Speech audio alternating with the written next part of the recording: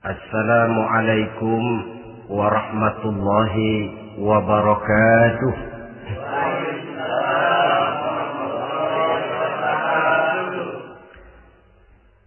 Alhamdulillahi rabbil alamin.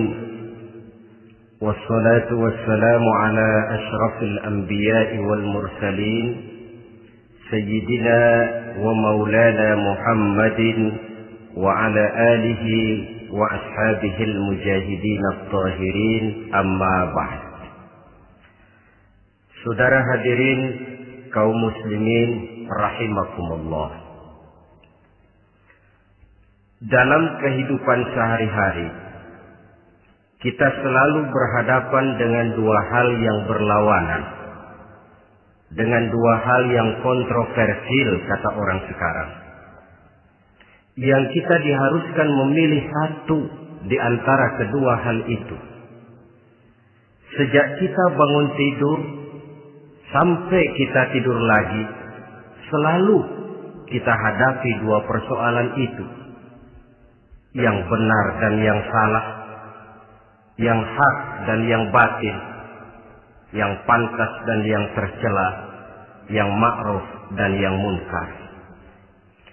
Persis seperti sebaik lagu yang lagi ngepop dan banyak dinyanyikan anak sekarang, madu di tangan kananmu katanya, racun di tangan kirimu. Tapi saya pikir-pikir, bagaimanapun kalau cuma sekedar madu di tangan kanan, racun di tangan kiri, adresnya jelas. Yang repot kalau kita sudah tidak tahu lagi mana yang madu, mana yang racun. Lebih celaka lagi di zaman sekarang, banyak racun mereknya madu. Kita terpedaya, kita terpesona, kita terpukau oleh racun yang bermerek madu ini. Kita minum dia, yang akibatnya rawan di dalam kehidupan kita. Sangat banyak racun-racun yang terpancang di sepanjang perjalanan hidup kita ini. Dan dua di antara racun kehidupan itu akan kita bicarakan pada pertemuan kali ini, yakni arak dan judi, minuman keras dan judi.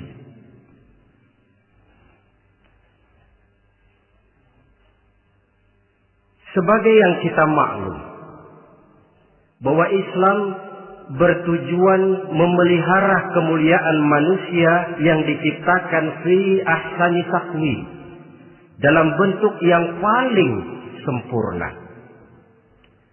Arak atau minuman keras jelas merupakan hal yang merusak dari berbagai aspek kehidupan. Entah kesehatan tubuh, entah pertumbuhan akal, ketentraman rumah tangga, ketentraman masyarakat, bangsa dan negara. Cobalah sejenak kita adakan penyelidikan. Kalau masuk kita ke dalam penjara, melihat sel-sel di sana, berapa banyak yang mendekam di sel karena urusan minuman keras. Masuk kita ke rumah sakit, berapa banyak yang dirawat akibat minuman keras, akibat stres yang dialaminya. Berapa banyak rumah tangga berantakan, berapa banyak pembunuhan terjadi, pemerkosaan terjadi akibat daripada minuman keras ini. Yang paling ironi kalau dia sudah menyerang anak-anak muda kita. Padahal kita tahu remaja, pemuda adalah bentuk miniatur daripada kehidupan suatu bangsa. Akan bagaimana warna Indonesia 20, 30, 40 tahun yang akan datang, remaja dan pemuda kita jawabannya. Bahkan dari segi agama pun, akan bagaimana warna Islam di Indonesia 20, 30 tahun yang akan datang, remaja itu pula jawabannya. Karena itu tidak terlalu berlebihan kalau saya berkata bahwa untuk menghancurkan Islam di Indonesia ini tidak perlu menghancurkan pondok pesantren, tidak perlu menutup masjid, melarang pengajian, menyegel musola, tidak perlu. Untuk menghancurkan Islam di Indonesia cukup dengan meracuni remaja, pemuda-pemudi Islam di Indonesia. Kalau mereka sudah diracuni, dijauhkan dari agamanya, masalahnya tinggal menunggu pergantian generasi. Maka yang jadi pilot proyek jelas remaja, pemuda, termasuk dengan menanamkan pengaruh minuman keras.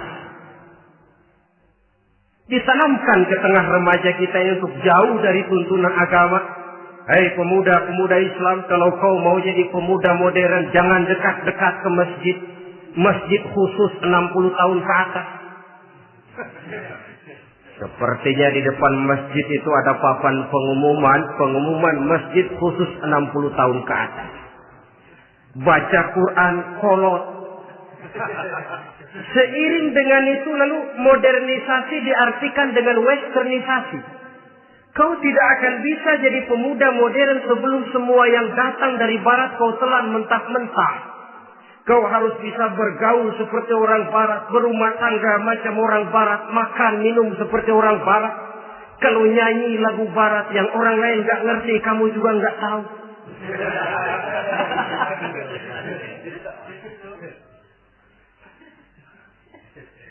Anutlah itu free love yang pada gilirannya akan mengarah kepada free sex alias samenleven. Isaplah itu ganja, morfin, narkotik. Jikalau sudah terlena kita dengan itu, maka kehancuran suatu bangsa sesungguhnya sudah dimulai. Penyakit minuman keras ini bukan cuma penyakit zaman ini. Masyarakat yang dihadapi oleh Rasulullah Sallallahu Alaihi Wasallam 14 abad yang lalu juga masyarakat yang kemaruk dengan minuman keras. Arab jahiliyah kalau sudah minum arak mabuk, tidak cuma minum, dia mandi pakai arak.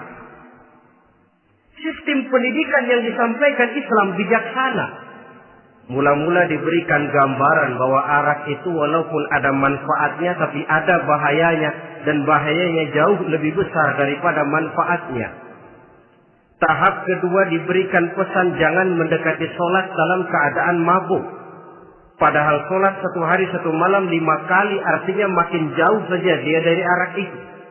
Pada saat kondisi iman sudah memungkinkan barulah turun vonis bahwa arak itu najis, perbuatan setan, jauhi.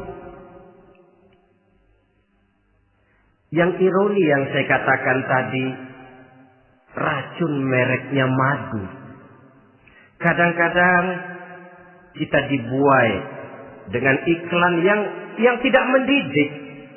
Saya pernah lihat ada iklan misalnya, Anda ingin modern, majulah bersama minuman ini.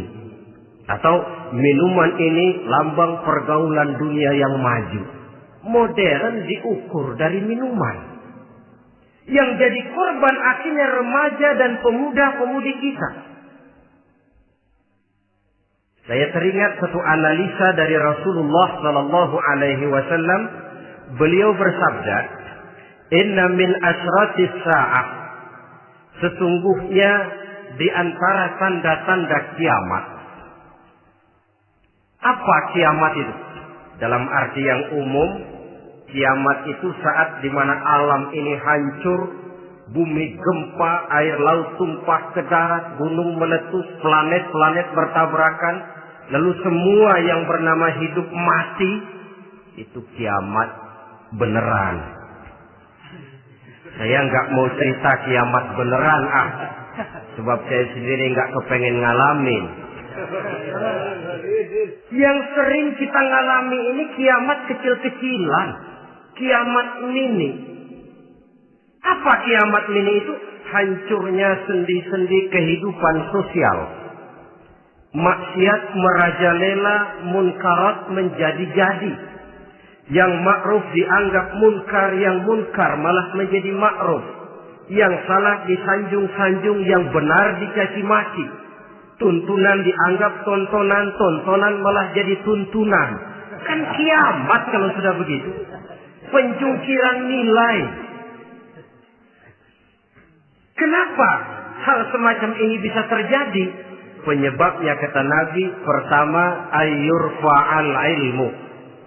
Ilmu diangkat oleh Allah. Bagaimana cara Allah mengangkat ilmu dan apa maksudnya itu? Allah mengangkat ilmu itu, saudara, caranya pertama dengan mewafatkan ulama. Makin banyak ulama wafat, makin banyak ilmu ditarik.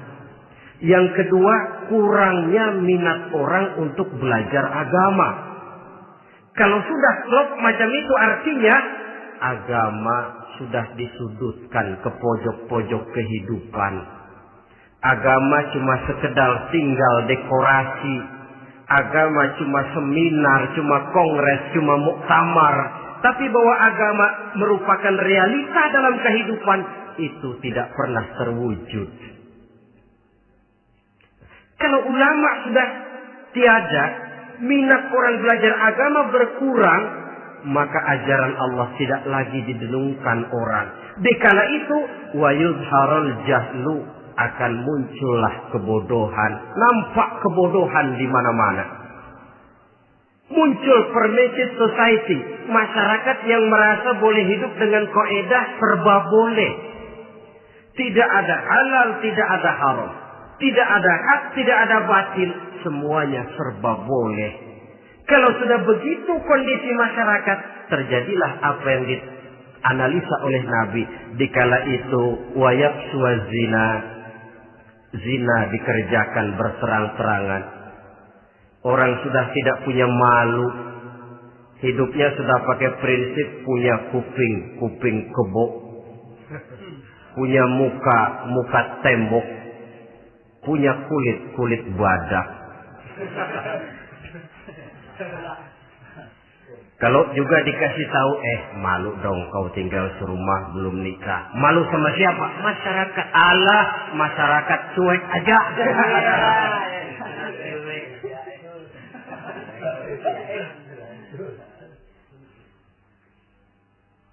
Bukankah realita kalau kita ikuti surat-surat kabar, berapa banyak sudah gadis-gadis bergelimpangan jadi korban?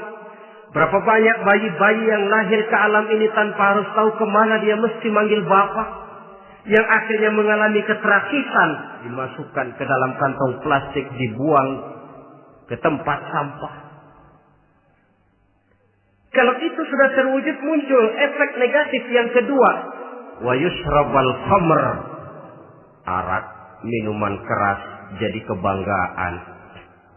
Anak muda belum nyohor kalau belum bisa mabuk. Yang gak mabuk dianggap kolot. Kampungan loh. Bikin malu baru kena segelas aja udah miring. Cengeng. Temen kita hebat sampai nyungsep di got. Yang nyungsep hebat. Ya, kalau cuma yang hancur kehidupan pribadi. Tapi kalau sudah menyangkut masa depan, yang berarti masa depan suatu generasi adalah merupakan masa depan daripada suatu bangsa. Begitu kerasnya Islam ini melarang minuman keras. Sampai bukan cuma sekedar meminumnya saja yang diharamkan, tetapi juga dilarang mengimportnya, memproduksinya, membuka warung yang menjual minuman keras atau bekerja di tempat penjualan minuman keras. Ada juga yang nyerempet-nyerempet, Pak, kalau sedikit kan nggak apa-apa, nggak mabuk ini. Nah, saya ingatkan hadis Nabi diriwayatkan oleh Imam Ahmad, Abu Daud dan Turmuzi. Nabi bersabda, "Ma askara katsiruhu faqaliluhu haramun." Apa yang banyaknya menyebabkan mabuk, sedikitnya pun tetap haram hukumnya. Memang barangkali mungkin ada manfaatnya, tetapi bahayanya jelas lebih besar ketimbang manfaat yang bisa timbul daripada jenis minuman keras itu sendiri. Dalam hadis lain Nabi pesankan, "Man kana yu'minu billahi wal yaumil akhir fala yaq'udu ala ma'idatin taduru 'alaiha al-khamru. Siapa yang beriman kepada Allah dan beriman kepada hari akhirat, jangan dia duduk di dalam satu pertemuan yang di dalam pertemuan itu diedarkan minuman keras. Masuk ke dalam lingkungan macam itu saja tidak diperkenankan. Kenapa? Asyariku fi syarri syarru. Bersekutu dengan kejahatan, jahat juga hukumnya. Semalam kamu mabuk ya? Enggak, temen. Saya cuma ngebeliin aja kok. Apalagi ngebeliin.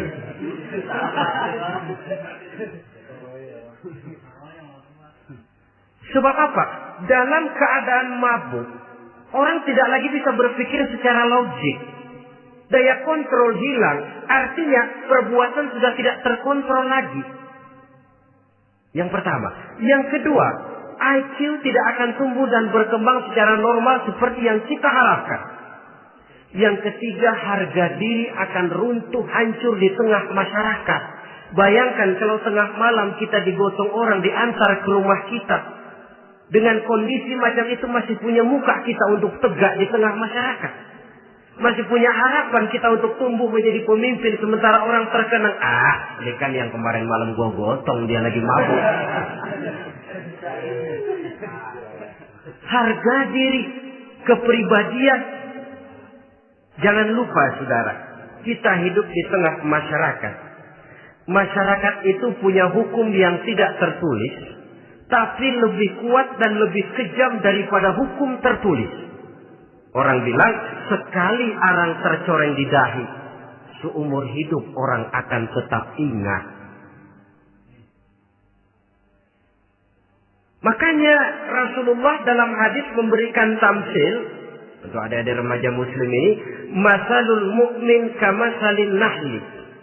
Perumpamaan orang yang beriman itu persis seperti tawon. Mentalitas orang mukmin persis tawon. Apa mentalitas tawon? Kalau kita ngaji bab tawon, kita renungi apa keistimewaan tawon. Saya lihat-lihat, ternyata tawon itu punya 4 keistimewaan.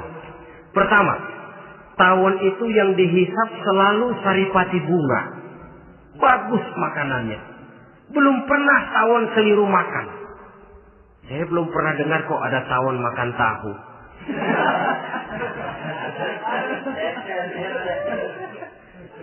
Yang dimakan selalu saripati bunga. Artinya apa? Orang mukmin perutnya itu perut selektif. Yang dimakan yang baik-baik, yang diminum yang baik-baik. Yang baik menurut agama itu adalah yang halal, thayyibat. Perutnya selektif, bukan perut asbab. Kalau asbab untung apa saja masuk ke dalamnya. Tapi mukmin perutnya ini selektif. Daging kambing masuk, tahu masuk, kangkung masuk, kodok minggir. Air kelapa minum, kopi minum. Tapi kalau sudah berbau minuman keras, minggir.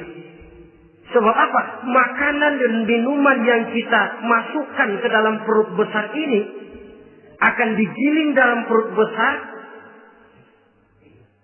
akan melahirkan energi, menggerakkan sel-sel pembuluh saraf. Kalau makanan dan minuman itu terdiri dari yang haram, energi yang ditimbulkan olehnya energi yang haram, mempengaruhi sel-sel pembuluh saraf. Orang akan cenderung berpikir yang haram kalau terlalu sering memakan makanan haram. Kalau sudah berpikir kepada yang haram, perbuatan pun akan mengarah kepada yang haram juga. Contoh kecil aja dah, ada nggak maling mikirin majelis taklim? Karena yang dimakan lebih banyak yang haram, yang dipikir paling-paling nanti malam rumah siapa lagi nih ya? Sudah mengarah ke sana.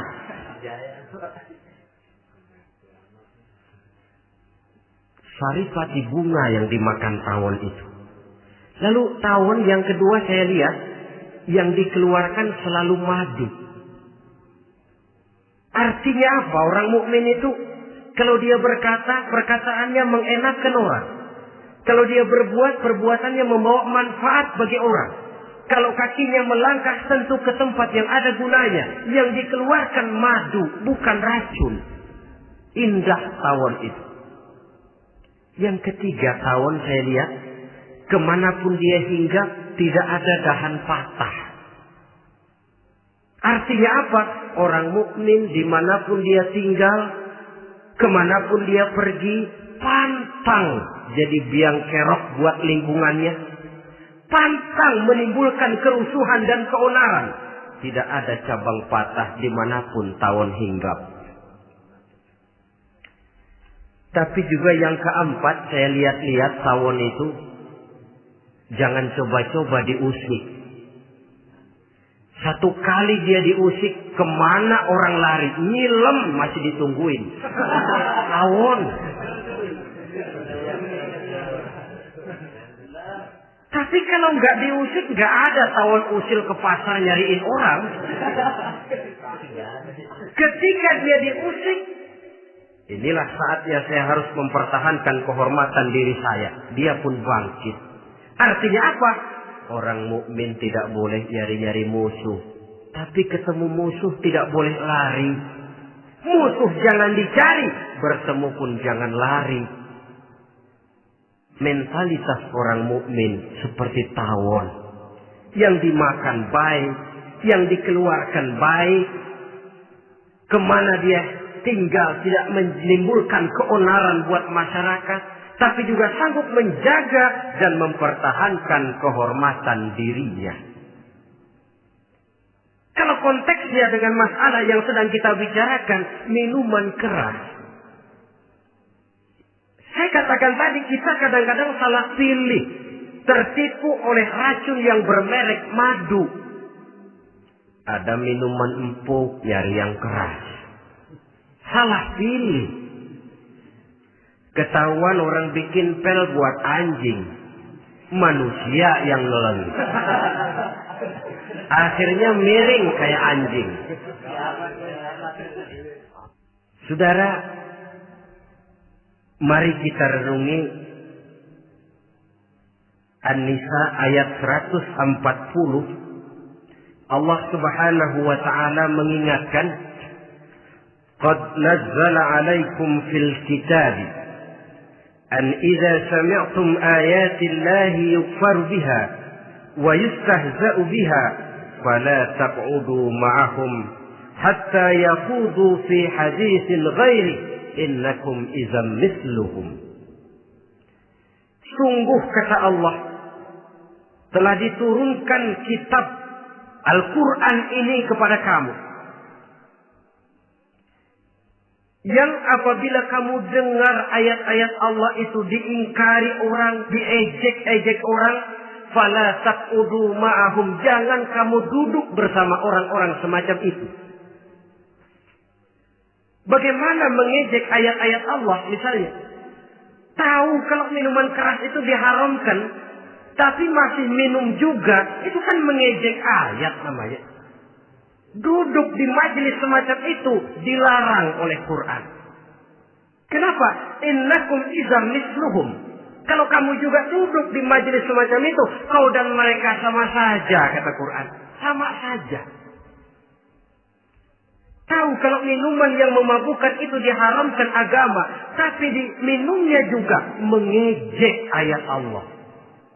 Duduk di tengah kelompok mereka berarti ikut mengejek ayat Allah. Dekat saja pun jangan, entahlah lagi sampai meminumnya. Maaf, bukankah Allah menurunkan Al-Quran kepada manusia, kata Imam Al-Ghazali, persis, maaflah, seperti gubernur bikin surat kepada Pak Lurah. Dalam suratnya Pak Gubernur bilang, Pak Lurah, tolong carikan tanah di daerah Kebayoran untuk sekolah 6.000 meter. Pak Lurah dapat surat dari Pak Gubernur, bangga bukan main. Itu surat sore, pagi, siang, malam dibaca. Ditaruh di tempat yang tinggi. Diberikan minyak wangi, mau diambil, dicium dulu. Dibawa dengan penuh hormat dan hati-hati. Tapi tanah yang dipesan Pak Gubernur tidak dicari-cariin. Penghargaan macam apa ini? Nanti Gubernur cek, Pak Lurah, siapa? Sudah terima surat saya? Sudah Pak, sudah. Bagus. Lalu bagaimana? Aduh Pak, surat Bapak sore pagi, siang, malam saya baca. Bagus. Apalagi Lurah? Surat Bapak saya taruh di tempat yang tinggi Pak. Saya pakai minyak wangi. Mau saya ambil, saya cium dulu. Saya bawa dengan penuh hormat dan hati-hati.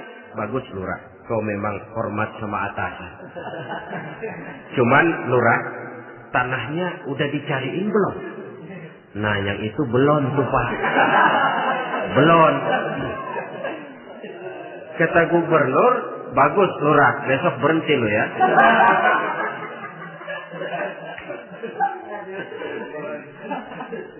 Membacanya memang penting. Al-muta'abbad bitilawatihi. Beribadah dari sebab membacanya. Tapi setelah kita baca, kita tahu isinya. What next? Mau apa kita dengan isinya itu? Jangan yang kita baca, kita injak-injak. Itulah ironinya. Bagaimana Quran itu mau membawa keberkahan dalam hidup ini. Kalau yang kita baca sering kita injak-injak. Dalam kehidupan kita baca ayat. Wa ahallallahu al-bai'a wa harrama riba. Allah halalkan jual beli, Allah haramkan riba, tapi renten ditelan terus.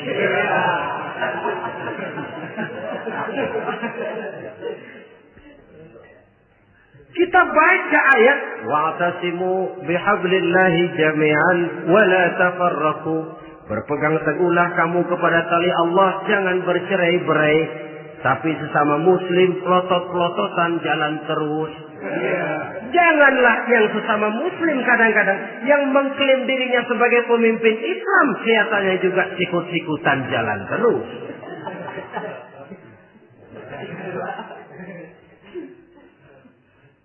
Sehingga tidak heran kalau orang bilang di bawah ngamalin ayat kursi sudah sampai di atas ayat hilang, tinggal kursi saja yang diamalin. Ironi dan menyedihkan. Perjalanan panjang memang saatnya kita menunggal dengan Al-Quran ini. Tetapi prosesnya memang harus kita mulai dari sekarang. Perkara kapan proses ini selesai, itu bukan masalah kita. Tapi bahwa kita sudah memulai suatu proses, itulah yang diharapkan. Hadirin yang saya hormati, oleh karena kerasnya peringatan Islam terhadap minuman keras, pernah satu hari seorang lapor kepada Khalifah Umar bin Abdul Aziz bahwa ada sekelompok orang berkumpul meminum minuman keras. Kata Khalifah Umar bin Abdul Aziz, jerah mereka, hukum, cepat. Ya Khalifah, kenapa? Di tengah mereka ada juga orang yang Ramadan biasa puasa. Begitu, iya, yang biasa puasa duluan hukum. Kenapa? Mengerti memang lebih besar resikonya daripada tidak mengerti. Kalau yang tidak mengerti dilatar belakangi oleh kebodohan, barangkali masih bisa ditolerir, masih bisa dimaklumi. Ini toh sudah tahu mau puasa, kenapa berkumpul di majelis yang ada minuman keras? Tapi memang kelompok ini kan memang selalu ada. Kita lihat dalam masyarakat itu kan ada 4 kelas. Pertama, ada orang yang tahu perintah dan tahu larangan. Ini the first class, kelompok terbaik. Perintah tahu, dia kerjakan. Larangan tahu, dia jauhi. Ini orang terbaik. Yang kedua, ada orang tahu perintah tapi tidak tahu larangan. Perintah tahu, larangan tidak tahu. Sholat mau, puasa mau, zakat fitrah bayar, nyolong mau, mabuk ayo. Perintah tahu tapi larangan tidak tahu, akhirnya semua dikerjain. Barangkali yang rada bingung malaikat bagaimana nyatatnya ini, kotor absen. Gelas yang ada di hadapan saya ini, kalau semua diisi air putih macam ini, kan jelas bisa diminum orang. Kalau semua diisi bensin, jelas bisa diminum motor. Tapi kalau separuh diisi air putih, separuh diisi bensin, Kacau. Kalau gelas yang ada di hadapan saya ini sepenuhnya diisi air putih, jelas bisa diminum orang. Kalau sepenuhnya diisi bensin, juga jelas bisa diminum motor. Yang repot kalau separuh diisi air putih, separuh diisi bensin. Kacau statusnya. Orang minum mabok, motor minum pun mogok. Dijual juga tidak laku barang campuran. Inilah makna pernyataan Allah, wala talbisul haqqa bil batil. Jangan kamu campur adukan antara yang hak dan yang batil. Perintah dikerjakan, larangan pun dikerjakan juga. Kelompok ketiga, ada pula manusia yang tahu larangan tapi tidak tahu perintah. Larangan tahu tapi perintah tidak tahu. Jahat sama tetangga tidak, mencuri tidak, mabuk tidak, zina tidak, sholat tidak, puasa tidak, polos. Semua serba tidak. Dan yang terakhir, kelompok keempat, perintah tidak tahu, larangan pun tidak tahu. Ini masuk kelompok makhluk gratis. Misalnya kambing, ayam, kerbau, itu kan makhluk-makhluk yang memang perintah tidak tahu, pun larangan juga tidak tahu. Nah, dalam hubungannya dengan ini, saya mengajak, marilah kita berusaha sekuat mungkin menjauhkan diri dari minuman keras yang jelas bahayanya dengan hidup tidak jauh dari bimbingan agama. Hadirin kaum muslimin rahimakumullah. Kawan seiring dan sejalan dari minuman keras, judi namanya. Saudara kembar barangkali. Yang satu sering menimbulkan yang lain, tetapi bukan tak jarang keduanya berjalan berdampingan. Posisi judi dan arak ini dalam Quran sama bahayanya. Apa sebab? Mentalitas judi adalah mentalitas sirkel, lingkaran setan. Artinya, yang menang biasanya ketagihan, yang kalah biasanya penasaran. Ini yang menyebabkan orang tidak mau berhenti.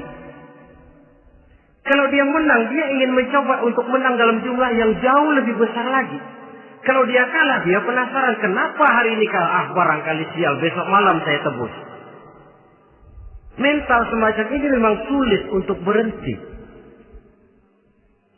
Kenapa judi diharamkan dalam Islam? Pertama, seorang muslim di dalam berusaha mencari harta, dia harus mengikuti sunnatullah. Kata kita orang muslim, hukum alam kata orang sekarang, natural of law bahasa kerennya. Berusaha menurut hukum kausal, memasuki rumah dari pintunya, menunggu suatu akibat dari sebab yang kita lakukan. Bahwa kalau begini, mesti begitu. Karena kita memang terikat oleh permainan yang disebut hukum alam ini. Hidup bukan undian, jangan mengharap untung besar tanpa mau peras keringat. Satu pagi Khalifah Umar bin Khattab radhiyallahu an masuk ke masjid. Beliau lihat ada orang sedang berdoa khusyuk betul. Ditunggunya 2 menit, 3 menit, sampai 10 menit lebih belum juga selesai. Agak lama orang itu berdoa. Selesai berdoa, dihampiri orang itu oleh Sayyidina Umar. Beliau tanya, saudara, lagi apa tadi itu? Berdoa ya Khalifah. Minta kepada Allah? Tentu minta kepada Allah. Minta apa? Minta rezeki. Sudah lama? Dari tadi habis sembahyang subuh. Dapat? Belum. Ya memang kata Sayyidina Umar, inna sama la tumtiru zahaban wala fiddatan. Langit itu tidak mungkin akan menghujankan emas, tidak mungkin pula menghujankan perak. Jadi orang dilarang duduk bermalas-malas menunggu keajaiban yang datang dari langit. Karena memang hidup ini bukan undian. Jadi jangan mengharap untung besar tanpa mau peras keringat. Di dalam berusaha kita terikat oleh sunnatullah. Kalau begini sebab penyebabnya, akan begini akibat yang ditimbulkannya. Yang kedua, Islam menjadikan harta manusia itu sebagai benda berharga yang dilindungi. Mengambilnya dengan judi termasuk memakan harta orang lain dengan cara yang batil. Yang ketiga, judi itu sendiri dapat menimbulkan permusuhan dan pertentangan antara para pemain itu sendiri. Meskipun kelihatannya kompak duduk dalam satu meja yang saling berhadap-hadapan, yang kalah kelihatannya pasrah, tetapi kan itu cuma kulit permukaan. Batinnya bagaimanapun juga yang kalah itu tetap mendendam. Sedangkan yang kalah di samping mendendam juga mengomel, mencaci mungkin. Ya lawan bermainnya, ya mungkin juga dirinya sendiri. Dan yang keempat, judi itu merusak aktivitas hidup. Membuat orang membuang waktu dengan tidak terasa, dan yang pada gilirannya melupakan orang kepada tanggung jawab. Wah, kalau sudah memegang kartu, konon kabarnya, saya sendiri alhamdulillah belum pernah, lupalah orang anak, lupalah orang kepada istri, lupalah orang kepada tanggung jawab. Waktu pun berlalu tanpa terasa. Apalagi kalau sudah diiming-iming oleh gambaran akan memperoleh keuntungan yang besar. Termasuk di dalam judi itu undian, apapun namanya. Yang usaha ke arah ini seharusnya tidak dipermudah, walaupun dengan embel-embel dana kemanusiaan, sumbangan sosial. Saya tidak begitu yakin, saudara, bahwa bangsa Indonesia ini sudah begitu menipis rasa kemanusiaannya, sehingga untuk berlaku sosial mesti diimbangi dengan hadiah sekian juta rupiah. Saya tidak percaya bahwa umat Islam di Indonesia sudah begitu tipis rasa kasih sayangnya kepada sesama, sehingga sulit mengeluarkan bantuan kalau tidak diimbangi dengan hadiah yang sekian puluh juta rupiah. Yang saya khawatir apa? Pada gilirannya di negeri ini akan makin banyak penghayal-penghayal kelas berat, tukang-tukang lamun kelas tinggi, yang hidup cuma ngumpulin jikalau andai kata umpama misalnya orang sudah kemana-mana kita masih menghitung jikalau.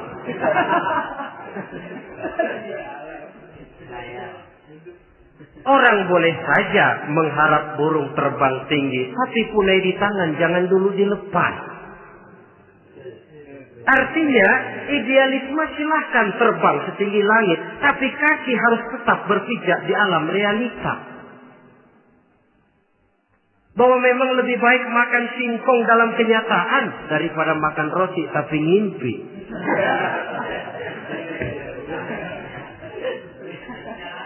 Kadang anaknya menangis, Pak minta jajan, ada uang 200 rupiah. Sudahlah sabar, kau jangan jajan, nanti bapak beliin kalau tembus 100 juta nih. Akhirnya yang 100 juta tidak, anak pun kelaparan. Bukankah akan jadi masalah bagi semuanya? Belum lagi rasa sayang kepada harta yang sudah dia miliki. Entah itu tanah, rumah, kendaraan. Kalau sudah kadung kalah di meja judi, hilang rasa sayang kepada benda itu. Ada rumah-rumahnya dilelang, ada kendaraan-kendaraan jadi taruhan. Ada jam tangan pun copot tanpa terasa. Maka berapa banyak rumah tangga berantakan, istri minta cerai, orang jadi nekat merampok, orang jadi nekat mencuri, korupsi kalau dia pejabat. Akibat apa ini? pengaruh yang namanya judi. Saudara kaum muslimin, ma'asyiral muslimin rahimakumullah. Itu sebabnya di dalam surah Al-Maidah ayat 90 Allah menekankan innamal khamru wal maisir wal ansab wal azlam rijsun min amali syaitan fajtanibuhu la'allakum tuflihun. Sesungguhnya arak, judi, berhala, mengundi nasib itu rijsun. Ya Allah, jarang benar Quran menggunakan kalimat rijsun. Rijsun ini sudah merupakan puncak kekotoran. Bapak moyangnya najis, itu rijsun. Rijsun, kotor. Sudah kotor ditambah pula min amali syaitan, pekerjaan setan. Wajtanibuhu, jauhi. Jangan sampai main, dekat saja tidak boleh, jauhi. La'allakum tuflihun, jikalau kamu mau menjadi orang-orang yang beruntung. Sejarah tidak pernah mencatat ada orang jadi miliuner karena judi. Sejak David Rockefeller sampai Aristotle Onassis, orang-orang kaya top di dunia, mereka kaya bukan karena judi, tapi karena kemauan peras keringat, banting tulang, mau memulai sesuatu dari kenyataan yang real di depan mata. Sebab apa? Hidup ini memang perjuangan. Janganlah kita ingin hidup dengan satu prestasi, ingin tetap hidup seperti apa adanya sekarang ini saja, toh kita harus berjuang. Apalagi ingin hidup lebih baik, lebih terhormat, lebih mudah. Hidup perjuangan. Perjuangan berarti pengorbanan. Berani hidup artinya berani berjuang. Berani berjuang maksudnya rela berkorban. Takut berkorban, jangan berjuang. Tidak mau berjuang, berhenti hidup. Itu logika. Dan bagaimanapun saya yakin lebih baik berkorban daripada menjadi korban. Kalau sekarang kita berkorban, peras keringat, banting tulang, berusaha secara sunnatullah untuk menghidupi anak, istri, keluarga, pada satu saat kita tidak akan menjadi korban kebrutalan anak-anak kita sendiri. Kalau mereka dibesarkan dan tumbuh berkembang oleh hasil yang diperoleh dari meja judi. Ayat 91 Al-Maidah ini lebih memperkuat lagi. Kalau itu arak, judi, berhala, mengundi nasib adalah perbuatan setan, sebenarnya setan mau apa sih? Ayat 91 menegaskan, innama yuridu syaitanu ayyuqi'a bainakumul adawata wal baghdha'a fil khamri wal maisir. Yang dimaui setan itu tidak lain supaya dengan arak dan dengan judi timbul rasa permusuhan, sikap memusuhi, saling marah di antara kamu. Coba, biasanya dalam meja judi sudah loyo, waktu juga sudah berlarut-larut. Yang menang mau berhenti, apa yang kata yang kalah? Berhenti dah, gua wacok loh. Enak bener, gua lagi kalah lu berhenti. Coba, kira-kira kapan akan selesai permainan? Akan timbul permusuhan, akan timbul rasa dendam kesumat yang ditanamkan oleh setan. Karena memang baik arak, baik judi, baik berhala, baik mengundi nasib, itu semua permainan-permainan setan yang diberikan kepada kita untuk kita ikut andil bermain di dalamnya. Tatkala kita ikut terkena jerat setan, tertawalah mereka. Kenapa? Oh, makin banyak teman saya di neraka. Maaf, setan itu kan sudah tahu vonisnya. Ketika dulu di dengkotnya yang namanya iblis terusir dari surga, itu bikin semacam perjanjian dengan Allah. Tuhan, kenapa ini? Gara-gara Adam saya terusir dari surga. Maka sejak saat ini Adam dan seluruh keturunannya adalah musuh bebuyutan saya. Saya akan gelincirkan mereka dari jalan. Silahkan iblis, goda mereka. Tapi kau tidak akan mungkin bisa menggoda mereka kalau hamba-hambaku itu menjadi hamba yang ikhlas. Hanya hambaku yang ikhlas yang tidak mungkin kamu goda. Yang lain barangkali bisa. Sejak saat itulah iblis memproklamirkan permusuhan. Dan dia sudah tahu betul vonisnya neraka. Tugas dia sekarang bagaimana mengumpulkan teman sebanyak-banyaknya ke dalam neraka. Hamba Allah saja yang tidak tergelincir kepada minuman keras dan judi. Hamba Allah yang ikhlas itu bagaimana? Yang ikhlas menjadi hamba Allah. Dalam arti kata dan perbuatannya memang mencerminkan bahwa dia hamba Allah. Maaf. Di zaman sekarang ini kan banyak orang cuma berkata, saya hamba Allah, mulutnya. Tapi perbuatannya membuktikan dia hamba setan, hamba dunia, hamba harta, budak jabatan, budak nafsu. Tidak sesuai antara ucapan dan perbuatan. Sebab itu kata-kata hamba Allah kalau keluar dari mulut manusia itu murah. Soalnya ngaku. Ngaku siapapun bisa. Tapi diakui atau tidak? Ini yang kita belum tahu. Ada juga orang berdalih, saya kan masang kalau dapat nanti mau nyumbang masjid.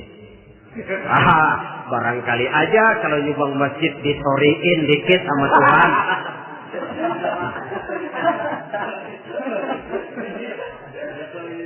Apa bisa begitu? Saudara, kita tidak mungkin mencuci kain dengan air najis. Innallaha thayyibun, kata Nabi, la yaqbalu illa thayyiba. Allah itu baik dan hanya menerima yang baik. Bahwa dalam Islam tujuan yang baik harus dicapai dengan prosedur yang baik. Bahwa niat menyumbang masjid bagus, tapi hasil daripada judi atau undian tidak akan menyampaikan kita kepada tujuan itu. Tidak boleh mencuri kain walaupun niatnya untuk sholat. Kalau nyolong kain niatnya buat sembahyang, dimaafin kali. Walaupun sholatnya sah, mencuri kainnya tetap saja dosa. Islam tidak menghalalkan segala cara untuk mencapai suatu tujuan. Bahwa tujuan yang baik harus dicapai dengan cara yang baik juga. Dan penyakit judi ini juga bukan penyakit baru. Sejak dulu. Masa jahiliyah judi mereka. Saya kira kalau Las Vegas, kota judi Amerika saja barangkali masih kalah dengan cara judi jahiliyah dulu. Mereka kalau sudah judi itu uang. Habis uang ada punya tanah pasar, taruhan. Habis tanah ada rumahnya dipasang. Apalagi yang ada? Ternak unta dipertaruhkan. Harta habis, rumah ludes, kebun binasa. Ada istri juga dipasangin. Judi.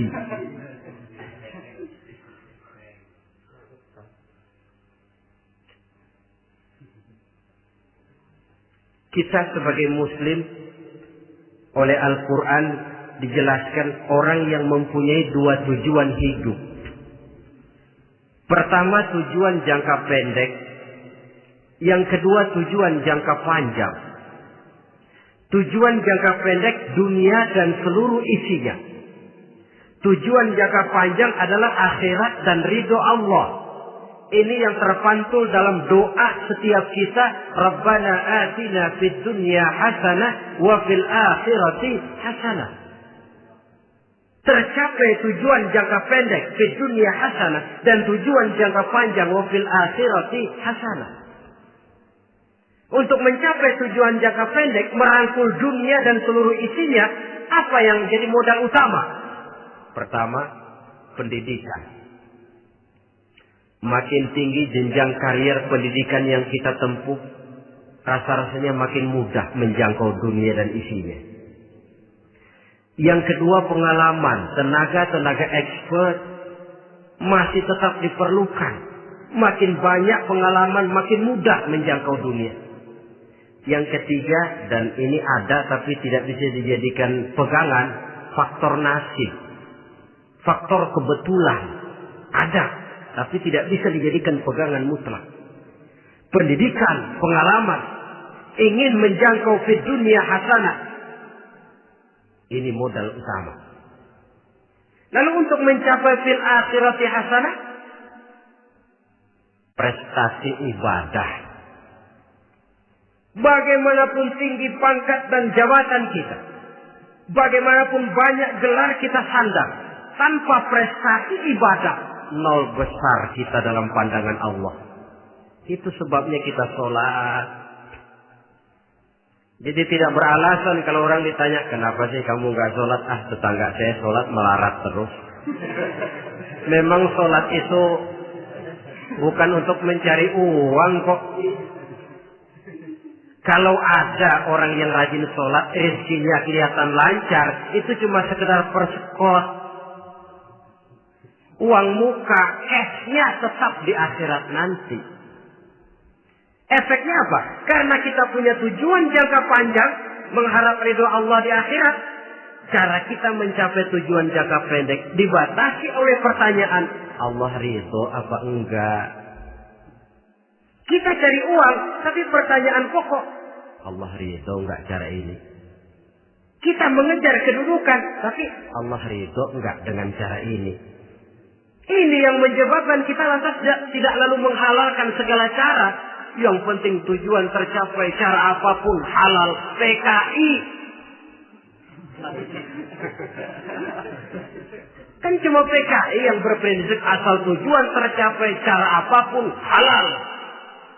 Dan kita sudah sepakat PKI dan seluruh ajarannya tidak berhak hidup di bumi Pancasila ini. Cuma jangan sekedar PKI-nya dikutuk tapi ajarannya dipakai.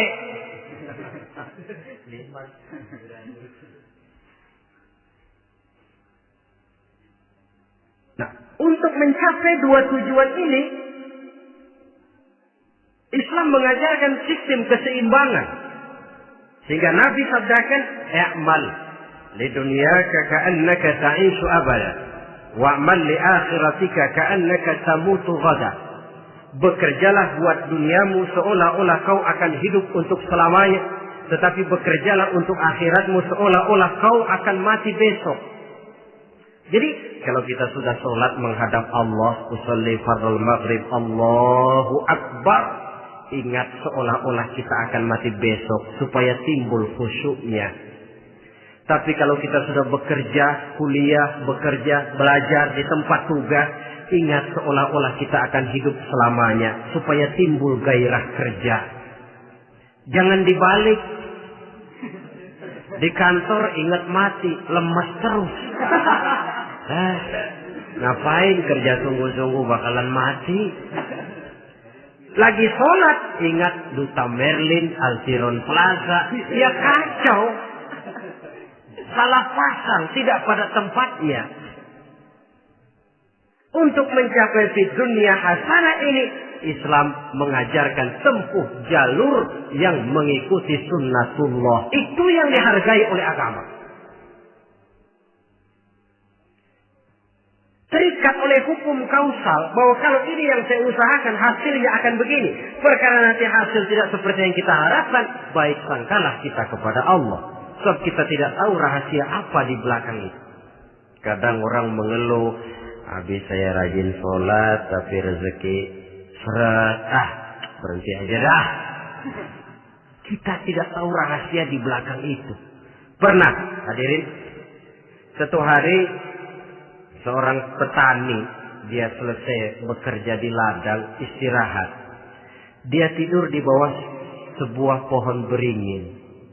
Di sebelah pohon beringin itu ada pohon labu. Dia berpikir, kalau saya lihat-lihat Tuhan nggak adil katanya. Masa pohon beringin pohonnya besar, buahnya kecil. Pohon labu pohonnya kecil, buahnya gede. Tuhan bukan arsitek ulung ini.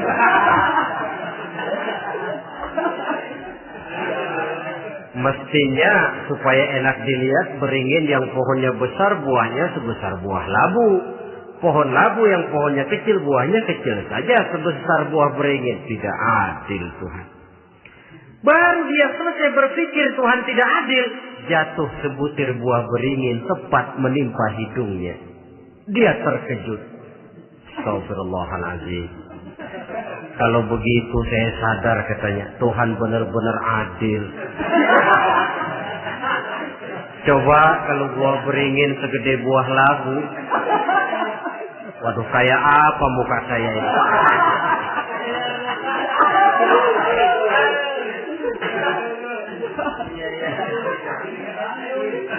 Baru terbuka pandangan matanya setelah berhadapan dengan kenyataan.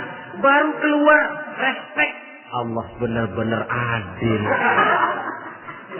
Padahal semenit yang lalu dia masih berkata, Tuhan bukan arsitek ulu. Tapi semenit kemudian setelah berhadapan dengan kenyataan yang real dia hadapi, Allah benar-benar adil.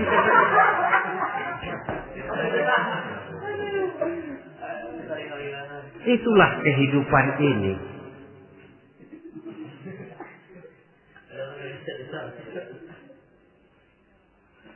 Saudara hadirin yang saya hormati, karena itu baik arak, baik judi, dua-duanya merupakan bahaya laten yang tidak hanya mengancam kehidupan agama, tetapi juga masyarakat, bangsa dan negara, apalagi kalau sudah jatuh kepada generasi penerus.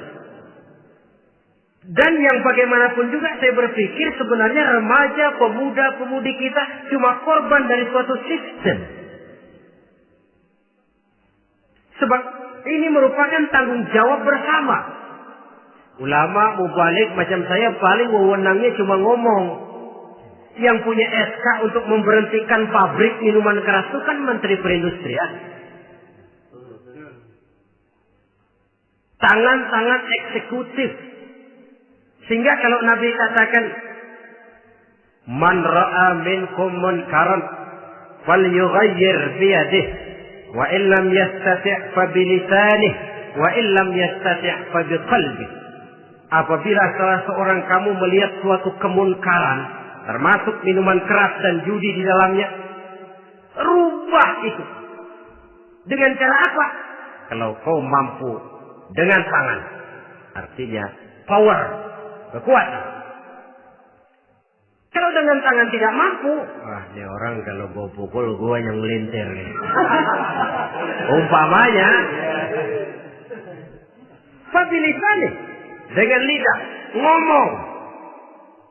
Mas, saya senang sampean tinggal di sini, kampung kami tambah warga, tapi tolonglah jangan bawa pengaruh yang tidak baik.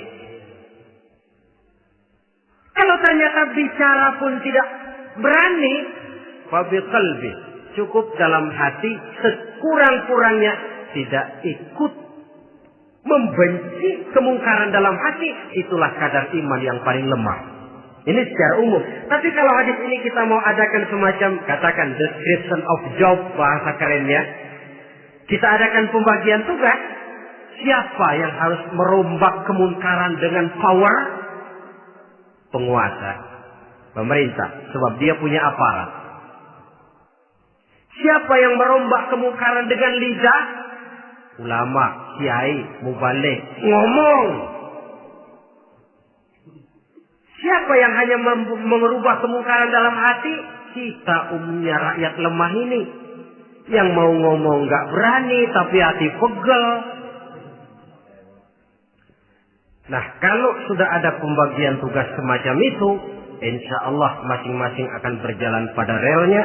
Dan pada akhirnya selamatlah kita, bangsa Indonesia, umat Islam pada khususnya, dari bahaya, baik bahaya minuman keras maupun bahaya judi.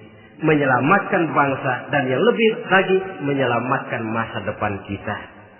Sekianlah saudara pertemuan kita pada saat ini. Mudah-mudahan ada manfaatnya. Terima kasih atas segala perhatian. Mohon maaf atas segala kekurangan. Usikum wa nafsi bitaqwallah. Wassalamualaikum warahmatullahi wabarakatuh.